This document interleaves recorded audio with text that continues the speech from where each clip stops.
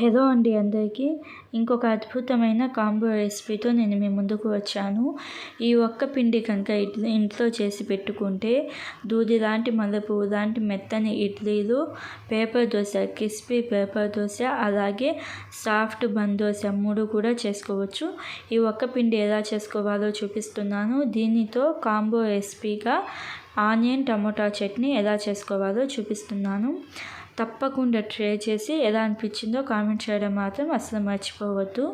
ముందుగా నేను ఇక్కడ ఒక బౌల్లో 2 కప్పుల ఇడ్లీ బియ్యం తీసుకుంటున్నాను. ఏ కప్పుతో అయితే ఇడ్లీ బియ్యం తీసుకున్నామో అదే కప్పుతో 1 కప్పు మినపగుళ్ళు తీసుకుంటున్నాను. అలాగే 1 కప్పు అటుకులు వేసుకుంటున్నాను. ఏ కప్పుతో అయితే మనం ఇడ్లీ బియ్యం తీసుకున్నామో అదే కప్పుతో 1 కప్పు మినపగుళ్ళు, అలాగే 1 కప్పు అటుకులు వేసుకుంటున్నాను. మెంతులు 1 స్పూన్ వేసుకొని 1కి 2 సార్లు శుభ్రం చేసుకోండి. ముందుగానే అంటే నానబెట్టే ముందే 1కి 2 సార్లు శుభ్రం చేసుకొని మళ్ళీ మంచినీళ్ళు వేసుకొని ఒక 6 అవర్స్ పాటు నానబెట్టుకోవాలి. శుభ్రంగా కడిగాను కదా, కడిగిన తర్వాత పైన ప్లేట్ పెట్టేసి ఒక 6 గంటల పాటు నానబెట్టుతున్నాను. 6 గంటలకి బాగా నానిపోయాయి. నానిపోయిన వీటిని మిక్సీ జార్లోకి ట్రాన్స్ఫర్ చేసుకొని నానబెట్టుకున్న నీళ్ళ వేసుకొని ఫైన్ పేస్ట్గా చేసుకోండి. ఇలాగ పిండి బాగా పేస్ట్గా చేసుకున్న తర్వాత చేతులతో ఇలాగ అట్లీస్ట్ ఒక 5 నిమిషాల పాటు బాగా కలుపుకోవాలి. మనం చేతితో బాగా కలపడం వలన మనకి పిండి బాగా ఫెర్మెంట్ అవుతుంది. ఇలాగ 5 నిమిషాల పాటు బాగా కలుపుకున్న తర్వాత పైన ప్లేట్ పెట్టేసి ఒక 8 గంటలు లేకపోతే నైట్ మొత్తం ఫెర్మెంటేషన్కి వదిలేయండి. నేను నెక్స్ట్ డే మార్నింగ్కి చూపిస్తున్నాను. చూడండి పిండి ఎంత బాగా ఫెర్మెంట్ అయిందో. ఇలాగా ఫెర్మెంట్ అయిన పిండిని ఎక్కువ కలపొద్దు, జస్ట్ 1-2 సార్లు కలపండి. ఎక్కువ కలపకూడదు ఫెర్మెంట్ అయిన పిండిని. ఇలాగా 1-2 సార్లు బాగా కలిపిన తర్వాత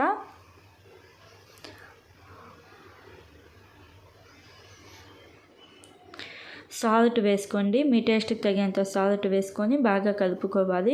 నేను ఫస్ట్ ఇడ్లీ ఎలా చేసుకోవాలో చెప్తాను. మనకి ఇడ్లీ ఉడకడానికి అట్లీస్ట్ ఒక 8-10 నిమిషాలు పట్టిద్ది కదా. ఆ 10 నిమిషాలలో చట్నీ అలాగే మిగతావి చూపిస్తాను. ఫస్ట్ ఇలాగ ఇడ్లీ ప్లేట్స్కి కొంచెం ఆయిల్ గీస్ చేసుకుంటున్నాను. ఆయిల్ గీస్ చేసేటప్పుడు నేను ఇడ్లీ స్టాండ్లో వాటర్ పెట్టేసి హై ఫ్లేమ్లో పెట్టాను. ఇలాగ ఇడ్లీ ప్లేట్స్కి ఆయిల్ అప్లై చేసేసి ఇలాగ వేసుకుంటున్నాను. వేసుకున్న ఈ ప్లేట్స్ని నేను ఇడ్లీ స్టాండ్లో పెట్టేస్తున్నాను.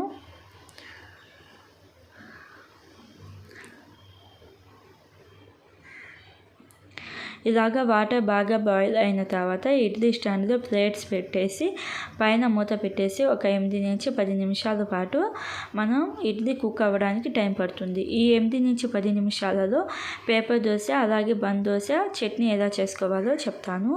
మనం ఇడ్లీ బ్యాటర్ ఉంటుంది కదా, అదే బ్యాటర్లో ఇంకొంచెం వాటర్ వేసుకోండి. అంటే దోశ పిండిలాగా ఇంకొంచెం వాటర్ వేసుకొని పెనం మరీ ఎక్కువ హీట్ అవ్వకుండా జస్ట్ కొంచెం వేడి అయిన పెనం మీద వేసేసి మీకు ఎంత కావాలంటే అంత స్ప్రెడ్ చేసుకోండి. పెనం ఎక్కువ హీట్ అవ్వకపోతే మనకి ఇలాగ పేపర్ దోశ అనేది వస్తుంది. పెనం ఎక్కువ హీట్ అయితే మనకి పేపర్ దోశ అనేది రాదు. ఇది ఒక్కటి గుర్తుపెట్టుకోండి మీకు పేపర్ దోశ కావాలి అనుకుంటే. ఇలాగ పిండిని ఎంత కావాలనుకుంటే అంత బాగా స్ప్రెడ్ చేసేసి పిండి వేసిన 30-40 సెకండ్స్కి ఆయిల్ వేయండి. ఆయిల్ అంచులకి అలాగే మీడియం మధ్యలోకి వేసుకొని మీడియం ఫ్లేమ్లో కుక్ చేసుకోండి. మీడియం ఫ్లేమ్లో ఒక 2 నిమిషాల పాటు కుక్ చేసుకుంటే మనకి పేపర్ దోశ అనేది రెడీ అవుతుంది. పేపర్ దోశ చూపించా కదా. ఇప్పుడు బన్ దోశ అంటే పెనం బాగా హీట్ అయిన తర్వాత ఎక్కువ స్ప్రెడ్ చేయకండి. ఎక్కువ స్ప్రెడ్ చేయకుండా ఇలాగ చిన్ని దోశలు వేసుకోండి. చిన్ని దోశలు వేసుకొని దోశలు వేసిన ఒక 45 సెకండ్స్కి ఆయిల్ అనేది ఇలాగ అంచులకి అలాగే మధ్యలో కొంచెం ఆయిల్ వేసి మీడియం ఫ్లేమ్లో 2 వైపులా కాల్చుకోవాలి. ఇలాగా రెండో వైపు కూడా ఇంకొక 2-3 నిమిషాల పాటు కుక్ చేసుకుంటే మనకి సాఫ్ట్ బన్ దోశ అయితే రెడీ అవుతుంది. Paper dosa, soft bun dosa ready అయిపోయింది కదా. ఆనియన్ అలాగే టమోటా చట్నీ 2 వేసి ఎలా చేసుకోవాలో చూపిస్తున్నాను. ఆనియన్ టమోటా చట్నీ దీనికి కాంబినేషన్గా చాలా బాగుండిద్ది. ఒకసారి ఇడ్లీలోకి దోశలోకి ట్రై చేయండి.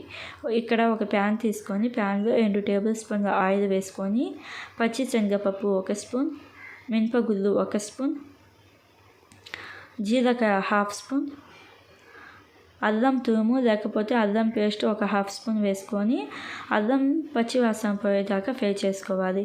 అల్లం చిన్న చిన్న ముక్కలుగా కట్ చేసుకొని వేసుకుంటే కూడా బాగుంటుంది. 2 మీడియం సైజ్ ఆనియన్స్ని ఇలాగ నిలువుగా కట్ చేసుకొని వేసుకుంటున్నాను. పైన మూత పెట్టేసి ఒక 4-5 నిమిషాల పాటు లో టు మీడియం ఫ్లేమ్లో కుక్ చేసుకోండి. 4-5 నిమిషాల తర్వాత 3 మీడియం సైజ్ ఆనియన్స్ని ఇలాగా సన్నగా కట్ చేసుకొని వేసుకోండి. సాల్ట్ ఒక హాఫ్ స్పూన్ అలాగే పసుపు ఒక హాఫ్ స్పూన్ వేసుకొని బాగా కలుపుకోండి. ఇలాగ సాల్ట్ పసుపు మనం టమోటా వేసిన వెంటనే వేయడం వలన తొందరగా ఉడుకుతాయి. టమోటా అలాగే ఆనియన్ తొందరగా ఉడుకుతాయి. ఒకసారి బాగా కలిపిన తర్వాత పైన మూత పెట్టేసి ఒక 5 నిమిషాల పాటు కుక్ చేసుకోండి. 5 నిమిషాల తర్వాత మీకు పచ్చిమిర్చి ఎంత కావాలి అనుకుంటే అంత పచ్చిమిర్చి వేసుకొని చిన్న నిమ్మకాయ సైజ్ అంత చింతపండు వేసుకొని ఒకసారి బాగా కలుపుకోండి. పచ్చిమిర్చి మీ టేస్ట్కి తగినంత వేసుకోవచ్చు, నేను తక్కువ వేసాను. ఒకసారి బాగా కలుపుకొని పైన మూత పెట్టేసి మళ్ళీ మీడియం ఫ్లేమ్లోనే మనకి టమోటాలు అనేవి సాఫ్ట్గా అయ్యేదాకా మధ్యలో కలుపుకుంటూ కుక్ చేసుకోండి. టమోటాలు సాఫ్ట్గా అయిన తర్వాత ఎండు కొబ్బరి హాఫ్ కప్పు సన్నగా కట్ చేసుకొని వేసుకొని ఫైన్ పౌడర్గా చేసుకోండి. ఎండు కొబ్బరి ఫైన్ పౌడర్గా చేసుకున్న తర్వాత మనం కుక్ చేసుకున్న ఆనియన్ టమోటా ఉంటాయి కదా, ఆ ఆనియన్ టమోటా వేసుకొని కొత్తిమీర వేసుకోండి. చేతి నిండా అంటే హ్యాండ్ఫుల్ కొత్తిమీర వేసుకొని సాల్ట్ మీ టేస్ట్కి తగినంత సాల్ట్ వేసుకొని వాటర్ వేయకుండానే ఫైన్ పేస్ట్గా చేసుకోండి. ఇలాగా ఫైన్ పేస్ట్గా చేసుకున్న తర్వాత ఒక బౌల్లోకి ట్రాన్స్ఫర్ చేసుకొని దీనిలోకి తాలింపు వేసుకోవాలి. సాల్ట్ సరిపోయిందో లేదో చూసుకొని అడ్జస్ట్ చేసుకోండి. ఇలాగా ఒక బౌల్లోకి ట్రాన్స్ఫర్ చేసుకున్న తర్వాత తాలింపు వేసుకోవాలి.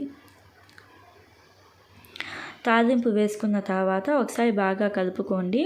మనము పేపర్ దోశ, బన్ దోశ, చట్నీ చేసే లోపల ఇడ్లీ అయితే ఉడికిపోయింది. ఇడ్లీ చూపిస్తున్నాను చూడండి, ఎంత తెల్లగా ఉన్నాయో ఇడ్లీలు. మల్లె పువ్వులాగా ఉన్నాయి కదా, చాలా సాఫ్ట్గా ఉంటాయి ఇడ్లీలు. చూపిస్తాను చూడండి, ఇడ్లీలు ఎంత సాఫ్ట్గా ఉన్నాయో.